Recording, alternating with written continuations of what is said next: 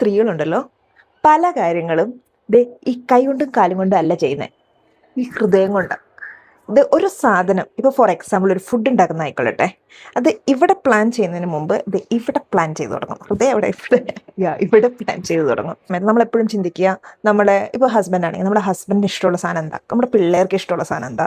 ഇപ്പോൾ ഒരു ഗസ്റ്റ് വരികയാണെങ്കിൽ അവരെന്ത് ടൈപ്പ് ഫുഡായിരിക്കും കഴിക്കുക, അവരുടെ ഇഷ്ടത്തിനാണ് നമ്മൾ പ്രാധാന്യം കൊടുക്കുക. അത് ചിലപ്പോൾ നമ്മുടെ മാസ്റ്റർ പീസ് ഡിഷ് ആയിരിക്കണം എന്നൊന്നുമില്ല. Everyone should feel satisfied with us. ആർക്കും അതിനകത്ത് എതിരഭിപ്രായം ഉണ്ടാകാൻ പാടില്ല. ഇതാണ് നമ്മളുടെ ഒരു അൾട്ടിമേറ്റ് ആഗ്രഹം എന്ന് പറഞ്ഞു കഴിഞ്ഞാൽ. എനിക്ക് പലപ്പോഴും തോന്നിയിട്ടുണ്ട് നമ്മൾ പലപ്പോഴും ചിന്തിക്കുന്നത് ടു മച്ച് ഇമോഷൻസും കൊണ്ടാണ്. അതുപോലെ ആണുങ്ങൾ ഫുഡ് ഉണ്ടാക്കാൻ തുടങ്ങിയാൽ what they try to do is what they can do best. അവർ ഏത് ടൈപ്പ് ഫുഡാണ് അവർക്ക് ഉണ്ടാക്കാൻ ഏറ്റവും നന്നായിട്ട് വരിക, അതായിരിക്കും അവർ പ്രിഫർ ചെയ്യുന്നത്. It's more about practicality rather than അവിടേക്ക് ഇഷ്ടമാണോ അല്ലയോ, അതൊന്നും അവിടെ വരുന്നില്ല.